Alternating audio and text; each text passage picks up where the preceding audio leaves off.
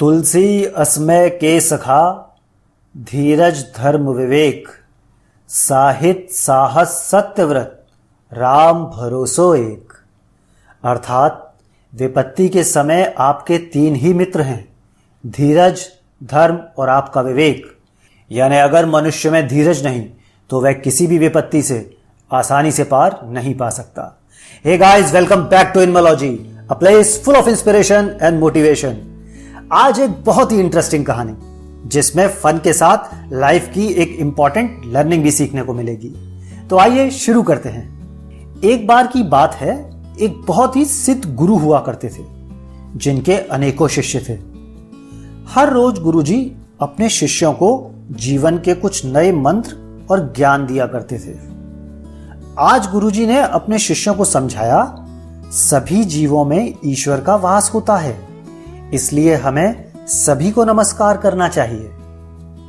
कुछ दिनों बाद गुरुजी ने एक विशाल हवन का आयोजन किया और कुछ शिष्यों को लकड़ी लाने के लिए पास के जंगल भेजा। शिष्य लकड़ियां चुन रहे थे, तभी वहां एक पागल हाथी आ धमका। सभी शिष्य शोर मचाकर भागने लगे, भागो, हाथी आया, पागल हाथी आया। लेकिन उन सब के बीच एक शिष्य ऐसा भी था जो इस खतरनाक परिस्थिति में भी शांत खड़ा था। उसे ऐसा करते देख उसके साथियों को बड़ा आश्चर्य हुआ और उनमें से एक बोला, ये तुम क्या कर रहे हो? देखते नहीं पागल हाथी इधर ही आ रहा है, भागो और अपनी जान बचाओ।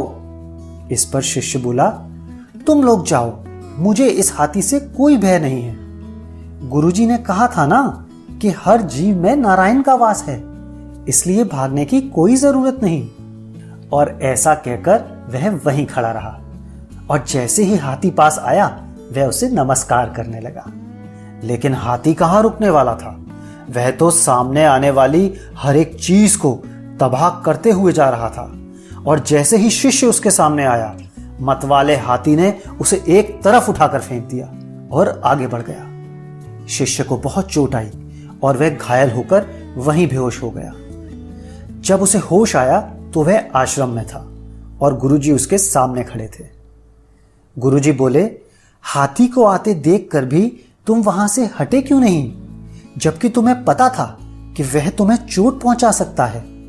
तब शिष्य बोला, गुरुजी आप ही ने तो ये बात कही थी कि सभी जीवों में ईश्वर का वास होता है, इसी वजह से मैं नहीं भागा, मैंने नमस्कार करना ही उचित समझा।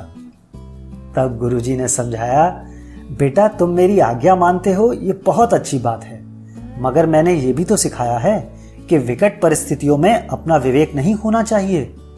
पुत्र हाथी नारायण आ रहे थे, ये तो तुमने देखा, हाथी को तुमने नारायण समझा, मगर बाकी शिष्यों ने जब तुम्हें रोका तो तुम्हें उनमें नारायण क्यों नजर नहीं आए? उन्होंने भी तो तुम्हें मना किया था, उनकी बात मान लेते तो तुम्हारी ऐसी हालत नहीं होती। गुरुजी ने आगे समझाते हुए कहा, जल भी नारायण है, पर किसी जल को लोग देवता पर चढ़ाते हैं और किसी जल से लोग नहाते धोते हैं। हमेशा देश, काल और परिस्थिति को ध्यान में रखकर ही निर्णय लेना चाहिए।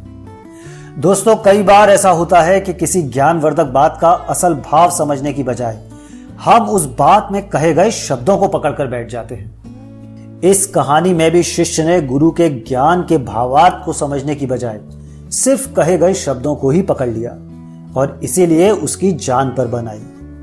बॉटम लाइन यह है कि हमें महापुरुषों से मिले ज्ञान का अनुसरण जरूर करना चाहिए, लेकिन विशेष परिस्थिति में अपने विवेक का प्रयोग करने से भी नहीं चूकना चाहिए। दोस्तों, कहानी पसंद आई हो तो लाइक एंड शेयर जरूर कीजिएगा। चैनल को सब्सक्राइब करना बिल्कुल मिस ना करें ताकि आपको इसी तरह के मोटिवेशनल डोजेस आगे भी मिलते रहें। बेल आइकन प्रेस करके ऑल का ऑप्शन जरूर सिलेक्ट करें, जिससे आपको नए वीडियोस के नोटिफिकेशन टाइमली मिल सके। तो जल्द मिलते हैं, तब तक stay blessed and stay healthy.